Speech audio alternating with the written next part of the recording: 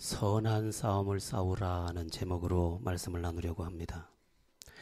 먼저 말씀드리고 싶은 것은 악한 싸움은 결코 하지 말라는 것입니다. 그렇습니다. 악한 싸움은 하지 말아야 합니다. 악한 싸움은 불행을 부르는 일이고 행복을 내쫓는 일이기 때문입니다. 악한 싸움이 뭡니까? 악한 감정으로 싸우는 것입니다. 나아가 남을 괴롭히는 싸움입니다. 나아가 피차가 아프게 되는 싸움입니다. 아무런 유익이 없는 싸움입니다. 가끔씩 의견이 다를 수 있기 때문에 싸움을 해야 되는 것이 우리네 인생입니다. 그러나 그것이 유익이 되지 않는 일이라면 그 싸움을 지금 당장 멈춰야 합니다. 어떤 사람은 싸움에 매우 익숙합니다. 조금만 감정이 상하면 기꺼이 팔을 걷어붙입니다. 심지어 괜한 시비를 걸고 괜한 문제를 제기합니다. 그것은 불행을 만드는 일입니다. 남을 아프게 하고 내가 행복할 수 있는 길은 하나님께서 이 땅에 허락하신 적이 없습니다. 그럼 누군가가 악한 싸움을 걸어온다면 우리는 어떻게 해야 할까요? 두 가지 방법이 있습니다. 한 가지는 그 싸움에서 지는 겁니다. 지고 말아야 됩니다. 싸움을 하면 안 됩니다. 지고 말면 됩니다. 두 번째 방법은 피하는 것입니다. 맞대응할 필요가 없습니다. 진흙탕 싸움은 피차를 더럽히고 괴롭게 하기 때문에 끝내는 것이 제일 좋습니다. 중국 무술 가운데 가장 강한 무공이 뭐냐면 36개 주랭랑인 줄로 믿습니다. 도망을 잘 가는 게 잘하는 거다. 왜? 내가 아무리 탁월한 무공을 가지고 있어도 상대방한테 한 대는 맞을 수 있거든요. 그러나 도망가면 한 대도 안 맞으니까 도망가는 게 제일 강한 것입니다. 여러분 부부싸움 하다가도 도망가시기를 축원합니다. 이익이 되지 유익이 피차의 유익이 안 되면 이렇게 하고 가면 됩니다. 미안합니다. 문 열고 탁 나가버려. 집에서 속이 끓든지 말든지 도망가버리는 거죠. 그리고 다 사갔을 때쯤 와서 미안합니다. 그리고 들어오면 됩니다. 목사님 그렇게 하시나요? 예, 대체로 그렇습니다. 허무한 싸움도 하지 말아야 합니다. 허무한 싸움이 뭡니까? 아무것도 남지 않는 싸움입니다. 그 예로 게임을 들 수 있습니다. 게임은 허무한 싸움입니다. 지금 게임을 해서 모든 것을 다 소탕했어도 아무것도 소탕된 게 없습니다. 허무한 싸움이에요. 밤을 새워서 눈에 핏발이 서고 피곤이 상접해도 아무것도 남지 않습니다. 허무한 싸움이에요. 게임은 예전에 뭐라고 명칭이 붙어 있었습니까? 오락이라 그랬죠. 오락실 간다. 조금 있다가 PC방 간다. 게임하러 간다. 여러분 지금은 내가 오락하러 가지만 나중에 오락이 나를 가지고 놉니다. 내가 지금은 게임을 갖고 노는 것 같지만 나중에 게임이 내 인생을 갖고 노는 거예요. 그래서 자다가도 스마트폰 들고 또 어떻게 돼? 또 봐야 돼. 젊은이들이요.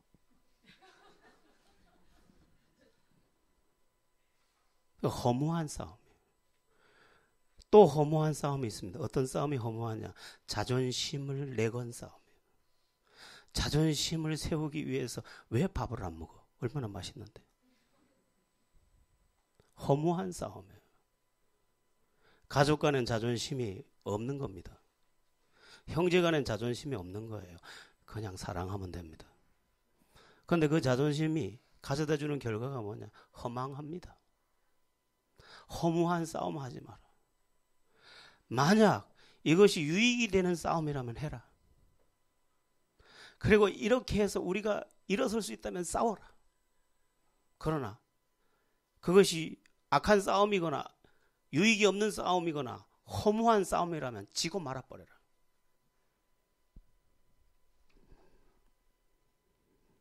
어렸을 때 제가 신발을 예전에는 학교 가면 신발이 다 똑같지 않습니까? 저희들 초등학교 다닐 때는 전부 까만 고무신.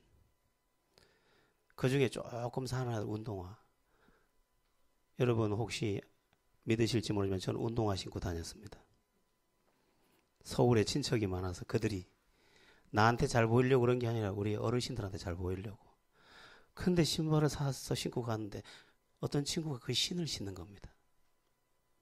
내가 너무 놀래가지고 가자마자 얼굴을 한번 날렸습니다. 나중에 보니까 그 친구 신발도 내 친구랑 똑같은 걸 샀던 거예요. 내 건 다른 신발장에 있는데.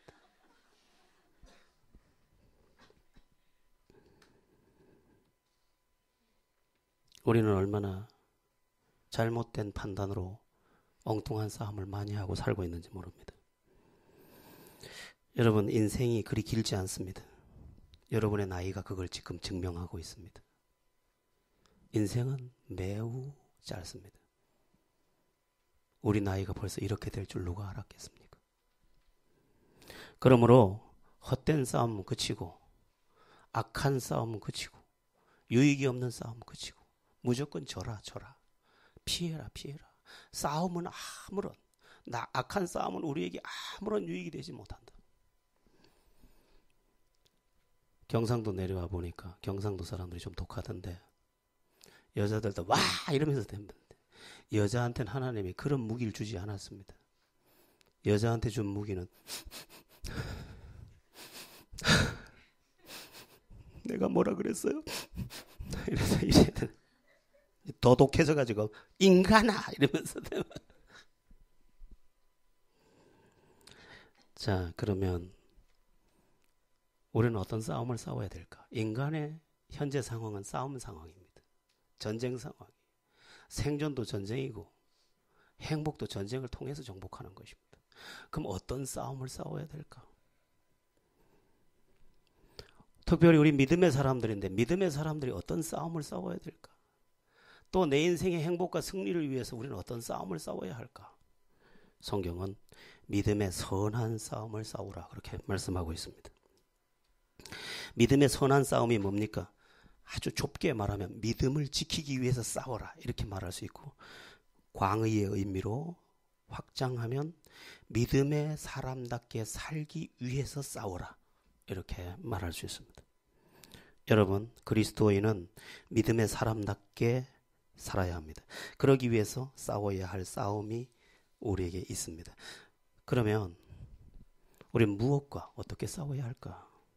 첫 번째는 이미 말씀드린 대로 믿음을 더하고 믿음을 지키기 위해서 싸워야 합니다. 여러분, 믿음은 매우 놀라운 것입니다.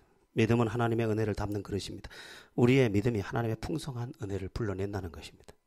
믿음으로 나라를 이기기도 하고 칼날을 피하기도 하고, 또 사라 같은 경우에는 믿음으로 잉태하는 힘을 얻었으니 라고 말씀하고 있습니다.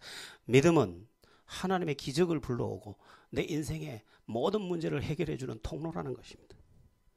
그런데 그 믿음이 그냥 얻어지는 것도 그냥 지켜지는 것도 아니라는 것입니다. 싸움을 통해서 얻을 수 있고 지킬 수 있다. 믿음이. 그러므로 믿음을 지키고 믿음을 얻기 위해서 싸워라. 이렇게 말씀하고 있는 것입니다. 사실 모든 좋은 것이 다 그렇습니다. 우리의 행복도 보십시오.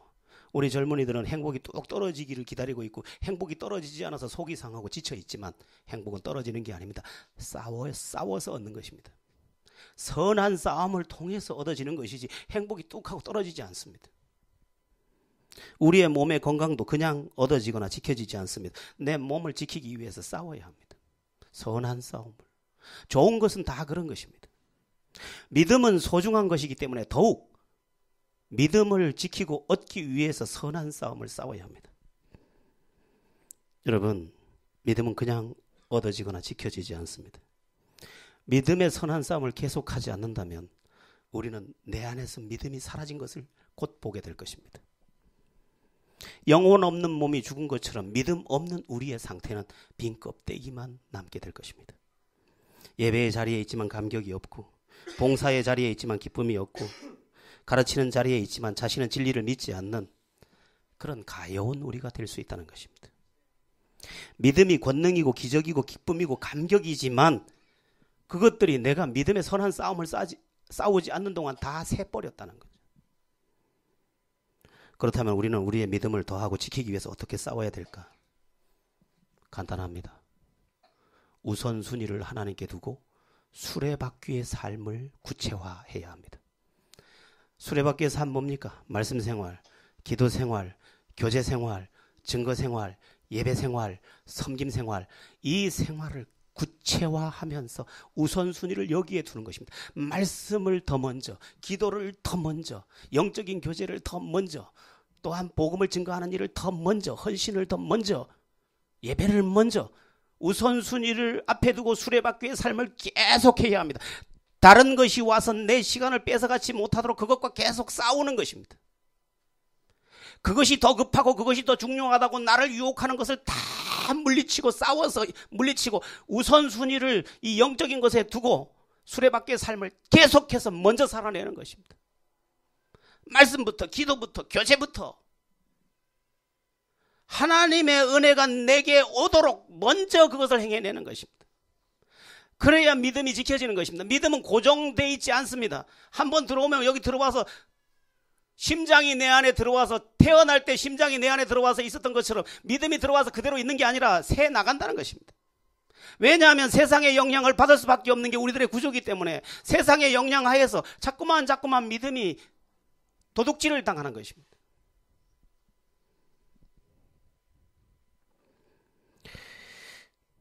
우리의 신앙에 있어서 의심은 여러 가지 통로를 통해서 우리에게 찾아옵니다.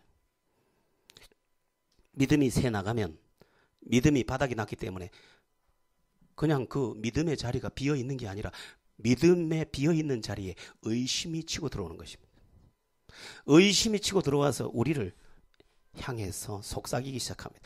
네 하나님 믿는데 뭐 그렇게밖에 안 되노? 하나님이 네를 사랑한다는데 왜 그래 형편이? 네 하나님을 믿는다는데 하나님 살아계시다면 네 인생이 그렇게 돼가지고 될까? 이제 의심의 구름이 와서 처음에는 손바닥만한 구름이었는데 이게 이제는 집채만한 구름이 되고 나중에는 이것을 거부할 수 없는 의심의 구름이 와서 나를 탁 덮치고 이제는 모든 것을 의심하는 상태가 되어버리는 것입니다.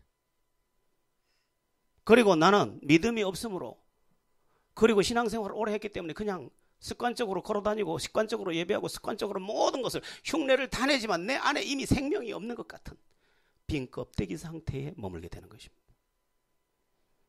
우리는 믿음을 지키기 위해 선한 싸움을 해야 합니다. 믿음을 더 풍성하게 얻기 위해서 더 선한 싸움을 해야 합니다. 수레바퀴의 삶을 구체화해야 됩니다. 말씀부터 기도부터. 또한 영적인 교제를 계속해야 합니다. 나쁜 교제를 하면 안 돼요. 나쁜 교제를 하면 또 이게 내 이 믿음이 도둑질을 당합니다. 인간은 영향을 받는 존재예요.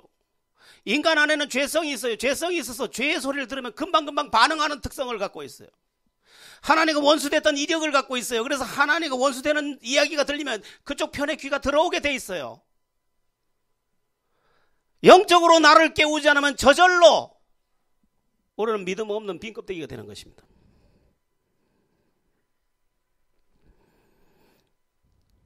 저도 여러 가지 바쁜 일과 힘겨운 일 때문에 기도를 조금씩 소홀히 할 때가 있습니다. 그럼 제가 압니다. 여러 가지가 다 빠져나갔어요.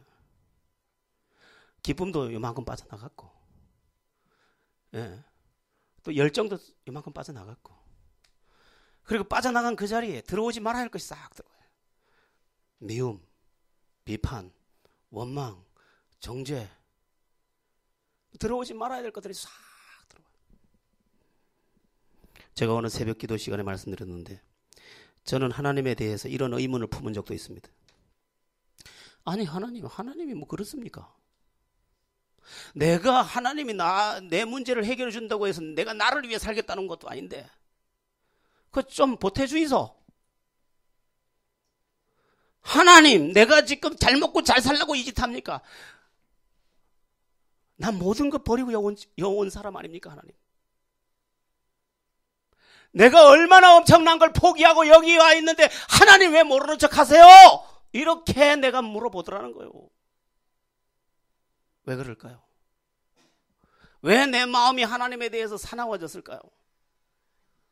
수레바퀴의 삶으로 내 은혜의 이 영의 좌소를 은혜로 채우지 못해놨기 때문이에요. 나쁜 게 들어와서 이제 하나님한테서 반발을 하는 거죠. 여러분, 우리는 어떻게 해야 합니까? 믿음의 선한 싸움을 싸워야 합니다. 그래서 어디까지 가야 하느냐? 내 안에 믿음이 있는 것을 내가 볼 수 있어야 합니다. 내 안에 믿음이 있어서 그 믿음이 나를 기쁘게 하고 소망 벅차게 하고 또한 기도하게 만들어주는 그것까지 가야 하는 줄로 믿습니다. 그냥 두면 안 돼요. 그래서 어떻게 합니까? 이전 세대의 사람들은 어떻게 합니까? 내 안에 은혜가 없다. 내 안에 기쁨이 없다. 내 안에 믿음이 없다. 내 안에 불평이 막 들어온다. 그럼 어떻게 합니까? 곡기를 딱 잘라버려요. 왜? 급하다는 거예요. 불을 꺼야 되니까 금식을 들어가 버리는 거예요. 나의 기뻐하는 금식은 흉악의 결박을 끌어주며 압제당하는 것을 자유케 하는 것이 아니겠느냐. 금식을 하면서 이제 자유를 향해 가는 것입니다. 이 정도 돼야 되는 것입니다. 믿음이 그냥 유지된다고? 천만에. 집에서도 다 한다고? 천만에. 오늘 나를 수레바퀴의 삶으로 먼저 깨워내지 않는 사람은 이미 은혜가 없어요. 본인이 있는 척 하는 거예요. 본인도 알아요. 풍랑 안에 있다는 것을. 저는 여러분들에게 호소합니다. 믿음을 얻고 지키기 위해서 선한 싸움을 싸우시기를 축원합니다. 여러분 모두 여러분 안에 있는 은혜를 보시기를 바랍니다. 그 정도는 돼야 돼.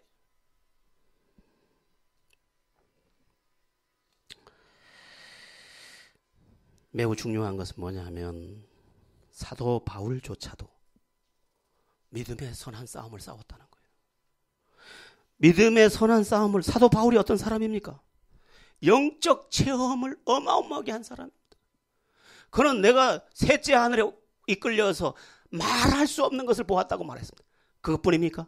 예수의 이름으로 병든 자를 고쳤던 병든 자가 다 자기 앞에서 일어나는 것을 직접 경험한 사람이에요. 어디 그뿐입니까? 자기 손수건을 가져다가 갖다 얹어놓으니까 그 사람이 손수건이 얹어졌는데도 병든 자가 고침받은 기적을 본 사람이에요. 설교 시간에 졸다가 떨어진 유두고가 죽었다고 그래서 그 위에 엎드렸더니 죽은 자가 살아난 체험을 가진 사람이에요. 강의 위험과 동족의 위험과 모든 것을 다 극복해낸 사람이에요. 그런데 뭘 하고 있어요? 바울은 지금 선한 싸움을 지금도 싸우고 있다. 믿음을 더 얻기 위해서, 믿음을 지키기 위해서 더 기도하고 있었다는 것입니다. 그런 말씀에 항상 깨어 있었다는 거예요. 우린들 뭔 힘이 있겠어요? 10년 전에 받은 그 은혜, 그때 제가 부흥회 때 받은 은혜, 그 은혜 벌써 다 새어 나갔어요. 기억에만 남아있는 거지 그건 내 생명으로 지금 남아있지 않아요. 10년 전에 배부르게 먹은 것이 오늘 영양분이 될 수 없는 것과 똑같아요. 여러분 자신을 깨우지 않는다면 여러분들도 어떤 사람들과 똑같이 이렇게 말할 것입니다. 나도 열심히 다 해봤었다. 나도 그때 다 은혜 받아봤었다. 똑같이 될 것입니다. 이제 막 믿고 감격하고 기뻐하는 그 사람들이 볼 때 저 사람 왜 저렇게 믿을까 하고 안심해 보이는 그가 내가 될 것입니다.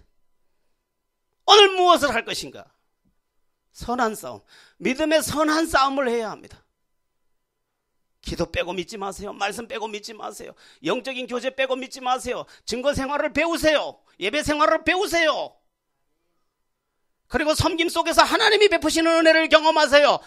그래서 내 안에 믿음이 감격이 되게 하셔야 합니다. 그렇지 않으면 바울조차도 싸움을 해서 지켰던 그 믿음을 우리가 어떻게 지켜내겠어요? 여러분 안에 선한 싸움이, 믿음의 선한 싸움이 일어나서 여러분 스스로가 볼 때 내게 믿음이 있구나, 내 안에 은혜가 있구나, 내 안에 꿈이 있구나, 그렇게 보게 되는 은혜가 있기를 예수의 이름으로 바랍니다. 우리가 그리스도인으로서 그리스도인답게 살기 위해 또 무엇과 싸워야 할까? 두 번째는 나쁜 성품과 싸워야 합니다. 나쁜 성품은 우리를 그리스도인답게 하지 못하는 가장 큰 주범입니다. 나쁜 성품은 아주 못된 역할을 많이 합니다. 가장 기본적으로는 행복을 쏟아내버리게 만듭니다. 행복을 쏟아요. 여러분 집에서 화 한 번 내면 모든 게 행복이 다 그 순간 다 쏟아져 버려요. 우리가 한 번 나쁜 성품 하나 부렸는데 그 나쁜 성품이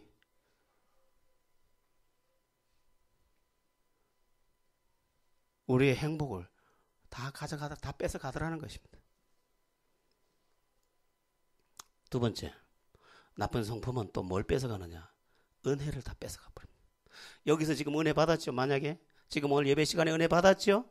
은혜 받아서 기쁘지요? 나가다가 어떤 분하고 마음이 안 좋아서 한번 딱 부딪혔죠?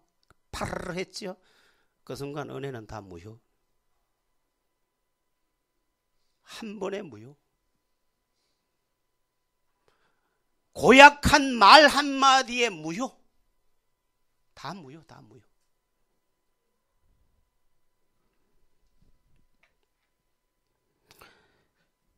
그뿐만 아닙니다. 나쁜 성품은 세상에서 빛이 되지 못하고 지탄을 받는, 그리고 심지어 내 나쁜 성품으로 하나님의 욕을 먹이는 그런 결과를 초래하게 됩니다. 나쁜 성품에 은혜가 짓밟히고, 나쁜 성품에 하나님이 짓밟히고, 나쁜 성품에 행복이 짓밟히고, 내 나쁜 성품에 의해서 모든 것이 다 짓밟히는 거예요. 그래서 우리는 내 나쁜 성품과 끊임없이 싸워야 합니다.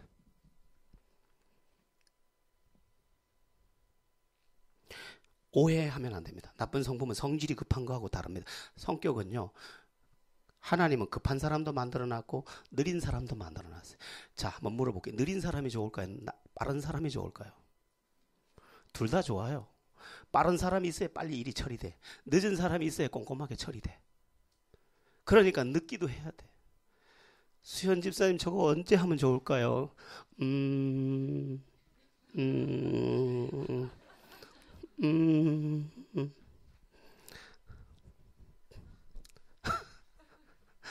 목사님, 저거 언제 하면 좋을까요?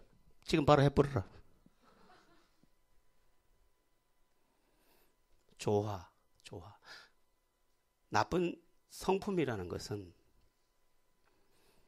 그 사람의 성격이 빠르다 더디다가 아니에요. 그 사람 안에 있는 속사람이 뒤틀렸느냐 안 뒤틀렸느냐의 이야기입니다. 나쁜 성품은 목소리가 크다 작다가 아니에요. 집사님 어디 가시려고요? 집사님 어디 가신다고? 어디요? 아니 좀 크게 좀 얘기해서. 강릉요, 강릉. 어떤 사람은 집사님 어디 가시면 강릉요. 이게 나쁜 성품 아니에요. 나쁜 성품은 이 내면의 뒤틀림을 말해요. 뒤틀리고 고의적으로 좋은 걸 나쁘다고 하고 일부러 태클을 걸고 문제를 제기하고, 이것이 우리에게서 물리쳐져야 된다, 이 말입니다. 구약 성경을 보면 매일 아침마다 또 저녁마다 소제를 드리게 한 것을 볼 수 있습니다. 소제. 구약에 5대 제사가 있죠. 번제, 화목제, 속죄제, 속건제, 뭐 이래 소제 다 있죠. 다 5대 제사가 있는데 매일 드리는 제사는 소제예요. 아침 저녁으로. 근데 소제의 제물이 뭐냐 하면 고운 가루예요. 고운 가루를 계속 드리게 했어요. 아침에도 드리고. 이것은 제물을 받으시려는 것이 아니라 네가 바쳐야 될 것은 너의 고운 성품이라고 말하는 것입니다. 우리 주님께서 우리에게 받고 싶은 성품이 뭐냐? 고운 가루가 되라는, 고운 가루. 뒤틀린 마음과 싸워라. 뒤틀린 심정과 싸워라. 나쁜 성품과 전쟁을 선포해라. 나쁜 전쟁에 행복도 쏟고 은혜도 쏟고 다 쏟아버린다. 반대로 네가 좋은 성품을 가진다면, 나쁜 성품을 물리치고 좋은 성품을 가진다면 좋은 성품 속에 그것이 은혜의 그릇이 되어 축복도 담고 행복도 담고 은혜도 담고 평화도 담고 우리가 열망하고 소망하는 모든 것이 소복하게 담길 줄로 믿습니다. 나쁜 성품과 계속 싸워야 돼. 남하고 싸우지 말고 내 나쁜 성품하고 계속 싸워야 돼. 나쁜 성품의 뿌리를 아는 것도 중요한데, 나쁜 성품의 뿌리는 열등감 또는 과거의 상처에서 대부분 비롯됩니다. 그러니까 이렇게 말할 수 있습니다. 누구나 나쁜 성품을 어느 정도 가지고 있다. 왜냐하면 열등감이 전혀 없거나 상처가 전혀 없는 사람은 이 세상에 존재하지 않기 때문에, 이 세상에 열등감이 전혀 없거나 상처가 전혀 없는 사람은 없습니다. 한번 따라해 보겠습니다. 열등감이 전혀 없거나 상처가 전혀 없는 사람은 전혀 없다. 네, 전혀 없습니다. 제 말 믿으세요. 누구나 열등감이 있고 누구나 크고 작은 상처가 있습니다. 그런데 이 상처를 제때 치료를 안 해줬기 때문에 이게 번져서 나쁜 흔적을 가지고 나쁜 역할을 하고 있는 것입니다. 그런데 정도의 차이가 있어서 열등감이 심하거나 상처가 심하면 이게 오작동을 일으키게 됩니다. 그리고 나쁜 성품을 자꾸 만들어냅니다. 좋은 것을 듣고도 이상하게 해석을 하거나, 또는 좋게 반응을 해도 될 것을 사납게 반응을 하거나, 좋은 것에 대해서 박수를 보내는 게 아니라 비판의 날을 세우거나, 이 나쁜 성품이 이 쓴뿌리가 돼서 이것이 나쁜 역할을 계속하는 것입니다.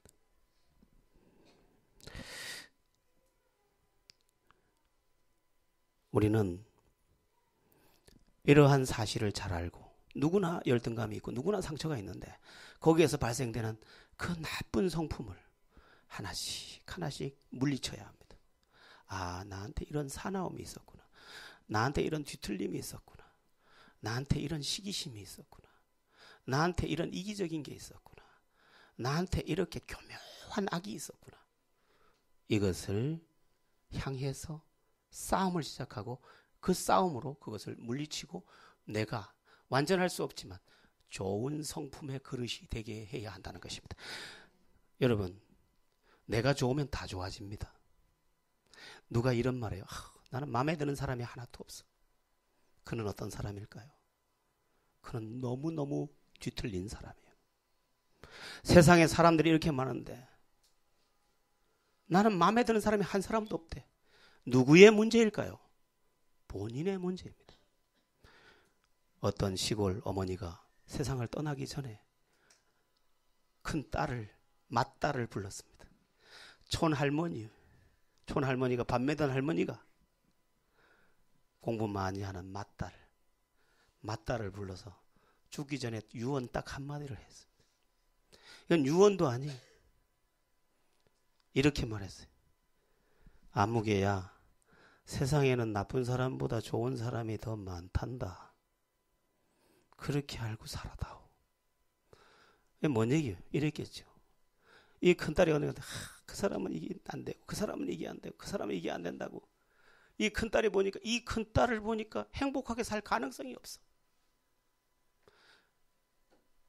네가 생각하는 것보다 세상에 나쁜 사람보다 좋은 사람이 더 많단다. 좋은 눈으로 봐라. 네 삐뚤어진 것으로 보지 말고 나쁜 성품으로 보지 말고.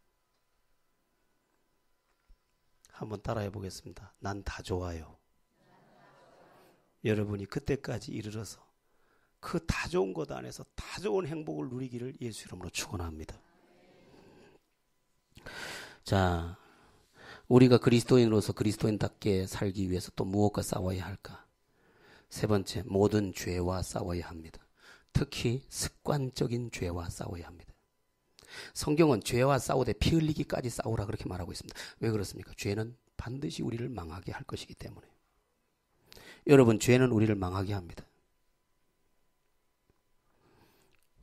죄가 아무리 달콤해 보여도 결국은 우리의 목을 조이고 말 것입니다. 그래서 죄와의 싸움은 언제부터 해야 되느냐? 처음부터 해야 됩니다. 죄의 영향이 내게 미치기 전에 잘라버려야 됩니다. 아까 말씀드렸죠. 인간은 본성적으로 죄성을 갖고 있기 때문에 죄에 쉽게 노출되는 특성을 갖고 있습니다. 그래서 죄가 밀려오면 이미 여기 닿았을 때는 피하기가 어렵습니다. 그래서 미리 죄를 물리치는 그런 성숙함을 가져야 합니다. 특별히 습관적인 죄와 싸워야 한다 말씀드렸는데 인간의 삶을 무너뜨리는 것은 습관적인 악일 경우가 많습니다. 여러분, 사람들을 보면 똑같은 짓을 계속합니다. 죄를 짓던 어떤 사람이 그 죄를 짓고 사는데 그 사람은 또 꺼내놔도 또 다시 그 죄를 짓습니다. 알코올 중독자를 입원시켰다 다시 꺼내놓으면 그 사람은 다른 거에 중독되지 않고 다시 알코올을 또 마십니다. 도박 중독자는 다시 꺼내놔도 다시 도박을 합니다. 이건 극단적인 경우고 우리의 사소해 보이는 것에서도 우리의 습관이 우리의 운명을 끌고 가고 있습니다. 어떤 사람은 습관적인 죄가 어떤 거냐면 모든 것을 부정적으로 봐요. 죄도 아니지. 이 습관이 몸에 배해서 그는 모든 것을 부정적으로 보고 부정적인 것을 봄으로 인해서 항상 부정적인 결과를 낳습니다. 누군가 습관은 운명을 낳는다고 했는데 정확하게 사실입니다. 여러분, 좋은 인생이 되려면 좋은 습관을 길들이셔야 합니다. 이 습관을 벗는 것은 살갗을 벗겨내는 것처럼 사실은 어렵습니다. 어느 책에서 보니까 화를 내는 것도 습관이라고 돼 있더라고요. 그러니까 이게 화를 내는 게 당연히 습관이 돼버린 거죠. 미워하는 것도 습관이에요. 게으른 것도 습관이에요. 반응이 차가운 것도 습관이에요. 이 나쁜 습관으로 내 인생을 굴림으로 인해서 내 인생의 결론이 나쁘게 나는 것입니다.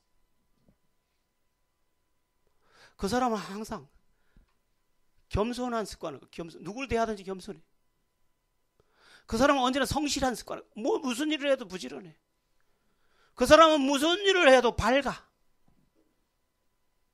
그 사람은 무슨 일을 해도 너를 위해. 어떻게 될까요? 그는 틀림없이 세상의 빛이 되고 자기 삶에 승리를 거두게 될 줄로 믿습니다. 우리가 만약 아무리 해도 불행하다면 잘못된 인생의 수레바퀴를 돌리고 있는 것입니다. 나쁜 습관의 수레가 계속 굴러가면서 나쁜 결과를 계속 만들어내는데 나는 나쁜 결과를 계속 만들어내는 삶의 방식을 버리지 않고 계속해서 나쁜 방식을 죽어라 하고 돌리는 거예요. 누가 내 치질을 옮겼을까라는 책이 있습니다. 그 책에 보면 게르비라는 다람쥐가 게르비라는 다람쥐가 나와요. 게르비가 다 쳇바퀴에 올라가서 계속 아침부터 쳇바퀴를 돌려. 다람쥐는 참 신기해져. 쳇바퀴 돌리는 걸 잘해요. 그러니까 게르비의 친구가 묻습니다. 게르비 아침부터 계속 쳇바퀴만 돌리고 있던데 좀 달라져야 된다고 생각하지 않아? 게르비가 이야기합니다. 아, 맞아. 난 뭔가 달라져야 돼. 그런데 게르비는 쳇바퀴에 올라가서 다시 더 세게 쳇바퀴를 돌리기 시작했대. 우리 이야기라, 우리 이야기.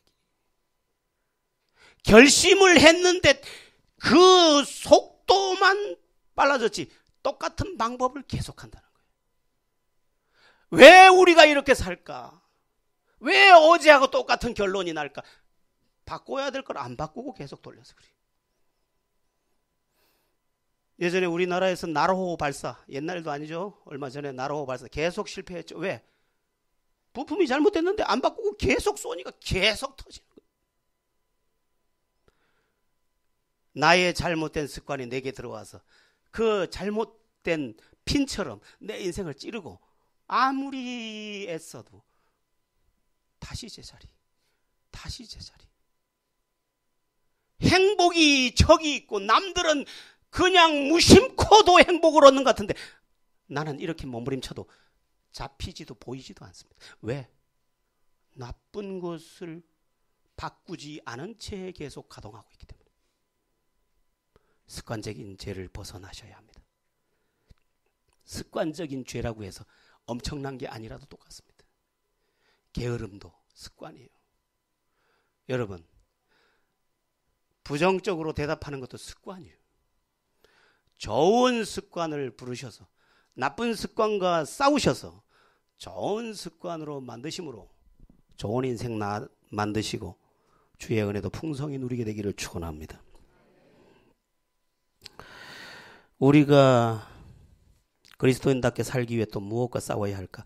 마지막 네 번째, 이렇게 얘기하면 사실 끝도 없지만 마지막으로 네 번째는 낙심과 두려움을 대적해서 싸워야 합니다. 낙심하고 싸워라. 두려움하고 싸워라. 이렇게 말씀드리고 싶습니다. 사탄이 잘 쓰는 도구 중에 하나가 낙심입니다.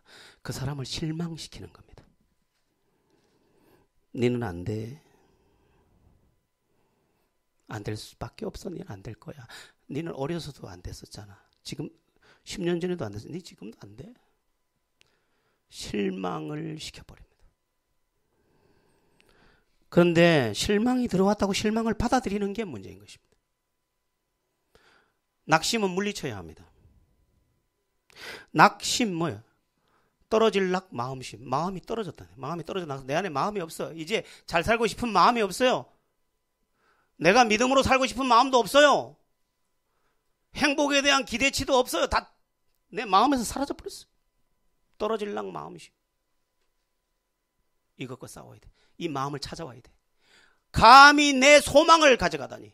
감히 내 꿈을 가져가다니. 낙심은 물러가라. 예수 여러분은 물러가라. 나는 소망의 사람이요. 꿈의 사람이요.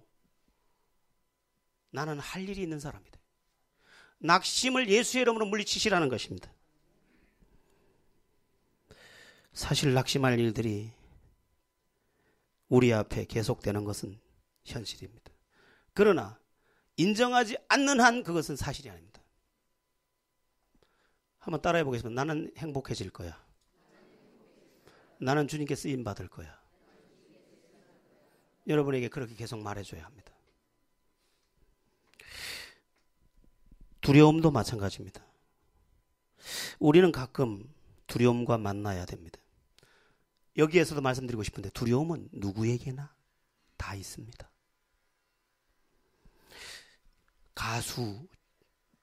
가수들이 뭐 하는 직업을 가진 사람들입니까? 노래 가지고 밥 먹고 사는 사람들이 가수예요. 근데 가수들이 하는 말이 있어요. 무대에 올라갈 때마다 겁이 난다는 거예요. 그거 가지고 먹고 사는데. 그거 한지 벌써 10몇 년 됐는데. 아니 어떤 사람은 30년째 노래만 해가지고 사는데 그것도 자기가 발표한 곡이 3곡밖에 없어. 3곡 가지고 맨날 하면서.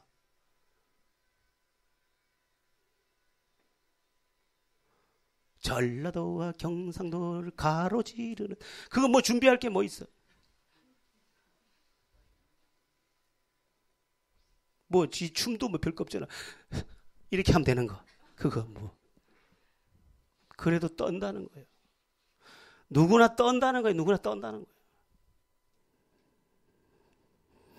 그런데 중요한 게 뭐냐면 어떤 일을 앞에 두고 두려움에 지나치게 눌리면 그 사실 자체가 문제가 아니라 두려움 자체가 나를 억압하고 억압된 그것이 나를 죽인다는 것입니다. 성경은 말씀하고 있지 않습니까? 사람이 감당할 시험만 허락하셨다. 피할 길을 준비하셨다. 내게 능력 주시자 내가 모든 것을 할 수 있다. 내가 너와 함께 영원토록 함께 있겠다. 틀림없이 또 두려워하지 말라. 내가 너와 함께 하겠다. 놀라지 말라. 나는 내 하나님이 되리라. 틀림없이 말하고 있지만 이거 다 잊어버리고 두려움에 눌리고 낙심에 눌려서 영적 삶을 살거나 희망 벅찬 삶을 살아내지 못하는 게 문제라는 거죠.